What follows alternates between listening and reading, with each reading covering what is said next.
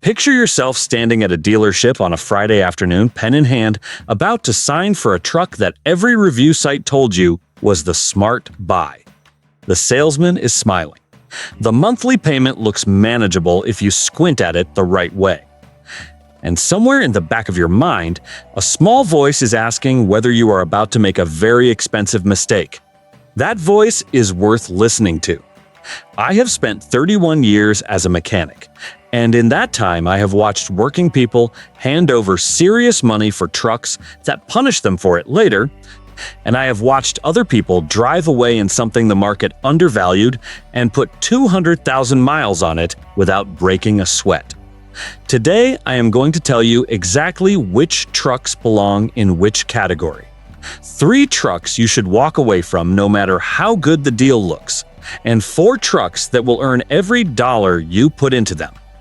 Stay through the end, because the best truck on this list is one most people completely underestimate. And understanding why will change the way you think about buying a pickup entirely. If you have been burned by a bad truck purchase before, or if you are trying to avoid that experience right now, subscribe before we get into the list. Every video on this channel exists to give you the mechanical truth so you can make decisions based on evidence instead of advertising. Now, let us get into it. The first truck on the worst list is the Nissan Titan. The assumption most buyers carry into a Titan purchase is that a full size with a big V8 for under $15,000 used is a deal worth jumping on. Here is where that assumption falls apart. The Titan entered the American full-size market in 2004 and never fully solved the problem of sitting in a strange middle ground between capability and running cost that serves almost nobody well. The 5.6-liter Endurance V8 drinks fuel like a vehicle that does not know. It is supposed to compete with a half-ton, and it delivers towing capacity numbers that a well-maintained F-150 with the right package will beat while burning less gas doing it. That is not a trade-off, that is a loss on both ends. A plumber named Gary came through my shop 2 years ago with a 2008 Titan at 112,000 miles that he had bought for $11,000 because the price looked right compared to F-150s in the same range. By the time he sat across from me with an estimate in his hand, he had already spent $2,300 on a fuel pump assembly, a catalytic converter, and a cracked exhaust manifold. Parts availability is not a disaster on this platform, but when a shop has to order components, the labor clock keeps running. The transmission on high-mileage examples develops a hesitation between second and third gear that points toward a service interval Nissan does not advertise aggressively. And the resale curve drops faster than on comparable F-150s or Tundras, meaning you pay a penalty getting in and another one getting out. When you inspect a Titan, check the exhaust manifolds. For cracking where the runners meet the head, check the fuel pump access panel under the bed for signs of prior replacement, and feel the transmission for that second to third hesitation on a cold start. Any of those findings should change the price you are willing to pay, and in most cases, that price is lower than the one on the windshield. The second truck on the worst list is the Toyota Tundra, and I want to be careful here because this will surprise people.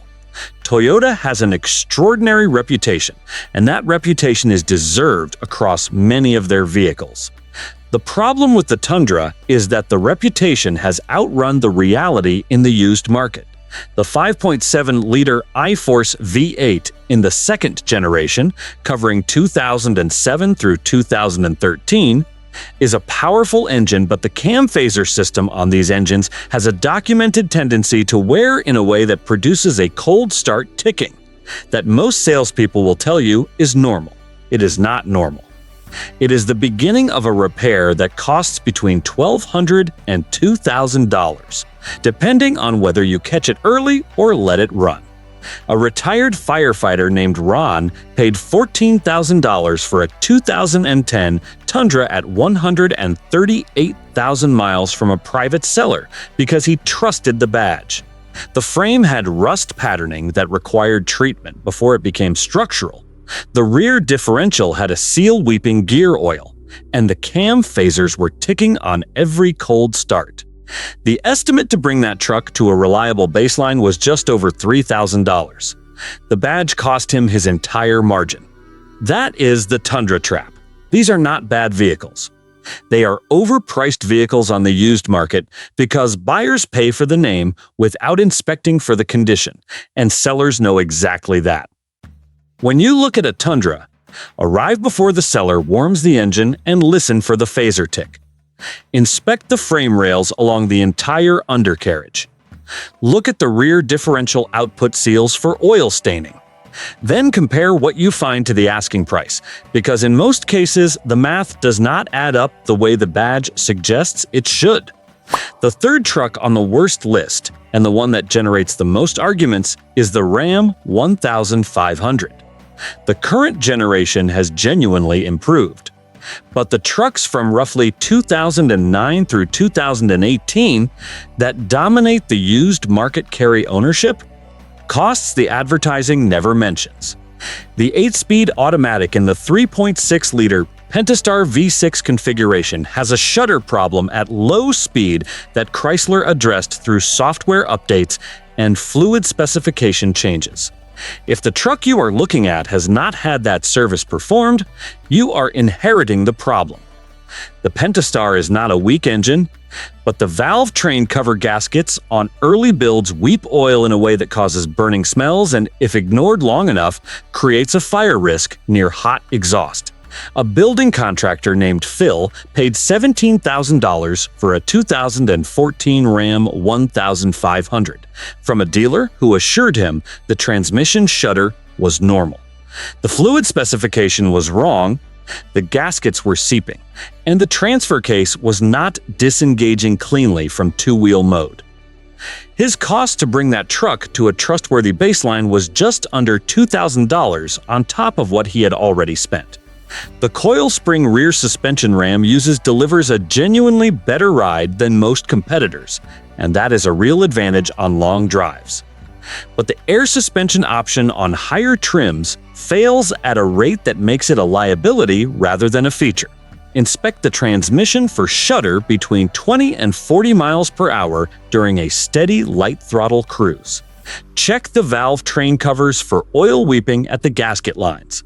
Ask directly whether any suspension warning lights have appeared, and verify the service history on the transmission fluid.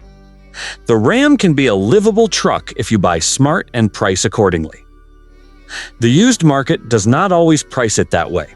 If you are running the math in your head on a truck you are already considering, drop the model and year in the comments. People in this community have real ownership experience across every one of these trucks, and that conversation is worth more than any forum post. Now let us get into the trucks that actually earn your money back. The first truck on the best list is the Ford Ranger, specifically the 5th generation that returned to the American market in 2019. The wrong assumption is that it is a shrunken F-150 that sacrifices too much to justify the price. The right way to look at it is as a truck that handles 80% of what a full-size does, while fitting into parking structures, burning less fuel, and costing less to insure and maintain. The 2-liter turbocharged EcoBoost 4-cylinder is the engine most buyers will encounter, and the turbocharger question is the first thing I get asked. Ford has refined this engine family across multiple platforms, and the durability record at 150,000 miles is genuinely competitive when the oil change interval is respected. Carbon buildup on the intake valves is a reality of direct injection, and a walnut blast service at around 80,000 miles costs roughly $300, but it is a scheduled and manageable interval, not a surprise failure.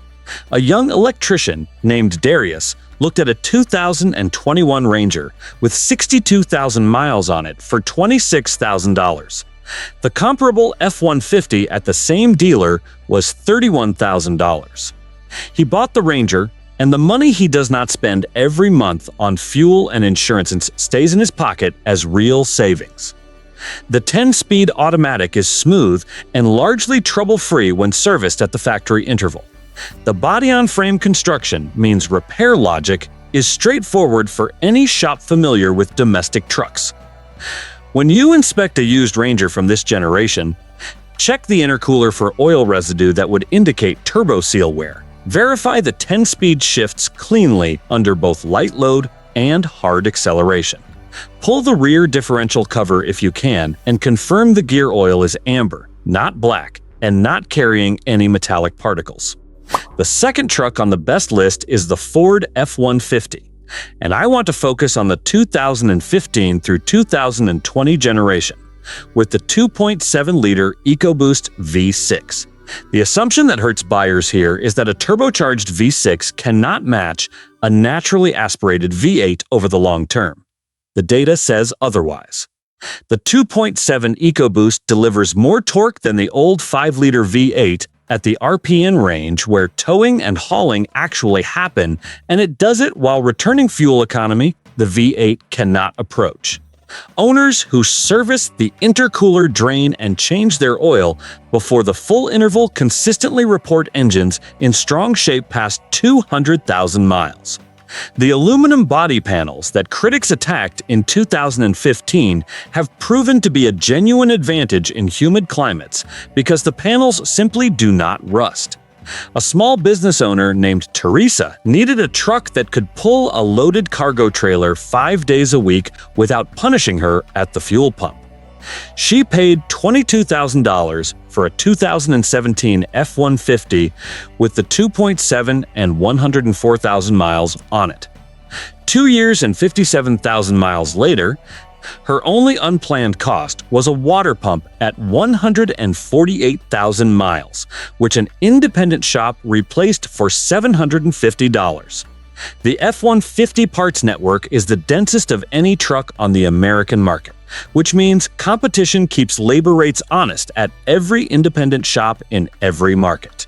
When you inspect one, check the turbo oil feed line for weeping at the fittings, which is a common point of seepage on higher mileage examples. Inspect the aluminum panels near the door hinge pinch welds for any bubbling that could indicate moisture intrusion through a failed door seal. Test the power tailgate mechanism if equipped, because the actuator motor's wear and replacement runs around $400. The third truck on the best list is the Toyota Tacoma, and I want to be honest about why it earns this position despite the premium price the market charges for it. The 2.7-liter four-cylinder in the second generation, covering 2005 through 2015, is one of the simplest and most durable small truck engines ever sold in this market.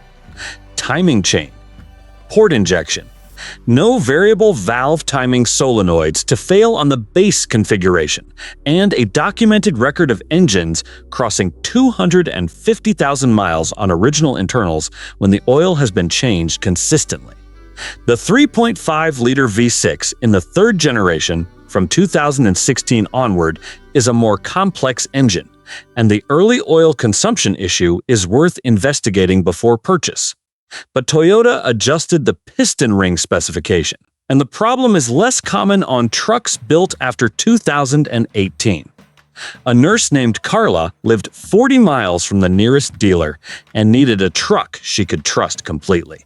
She paid $18,000 for a 2012 Tacoma with the four-cylinder and 123,000 miles on it. 3 years and 75,000 miles later, the only work outside of scheduled maintenance was a set of front ball joints and a serpentine belt.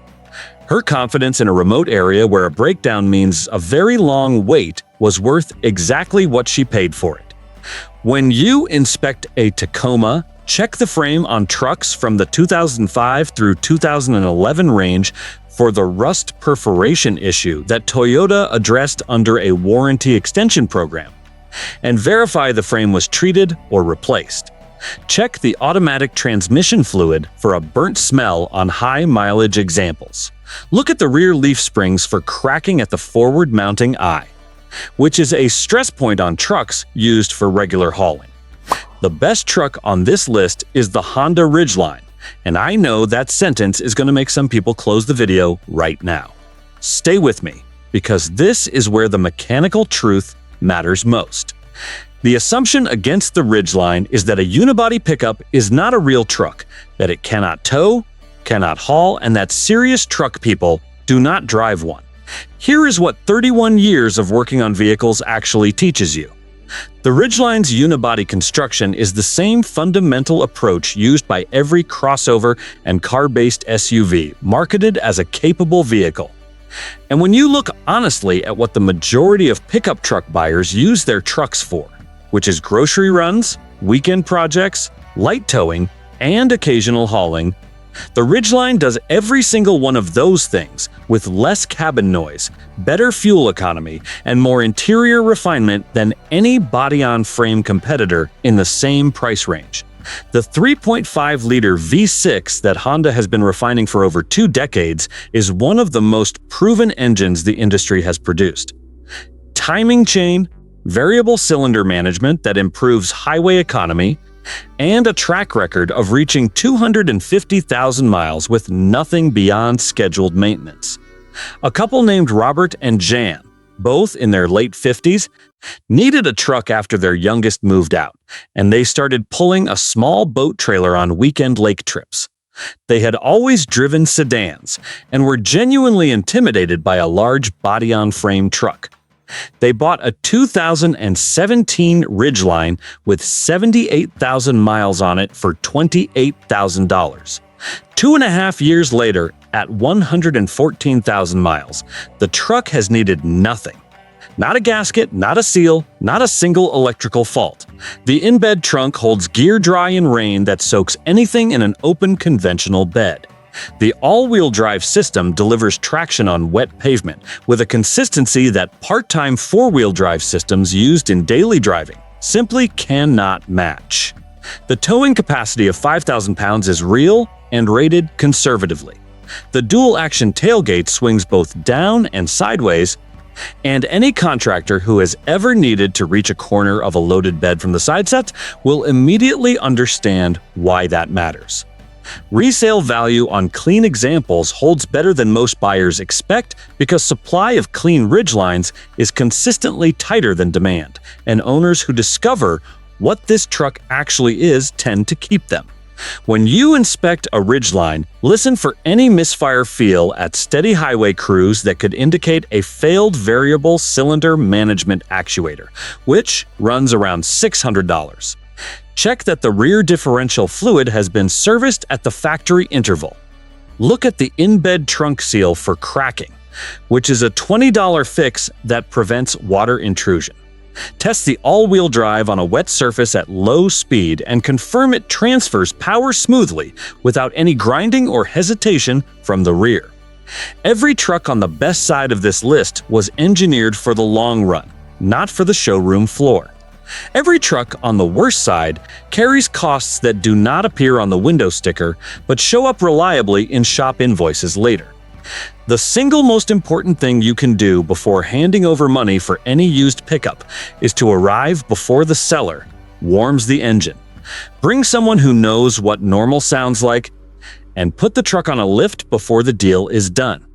A pre-purchase inspection at an independent shop costs between $125 and $200 and has saved every person I know who used one from a much larger number. It is the cheapest insurance in the truck business. If you want to know exactly what to look for when you walk under a used pickup before you sign, the pre-purchase inspection walkthrough on this channel covers every point in the order you should check them. The best truck is the one still earning its keep long after the payment books on somebody else's flashier choice have been paid off and forgotten. Take care of what you buy, and it will take care of you. If this helped you think more clearly about your next truck decision, hit subscribe and drop a comment with the truck you are currently driving or considering. This community has real ownership hours across every model on this list, and that experience is worth more than any review site will ever give you. I will see you in the next one.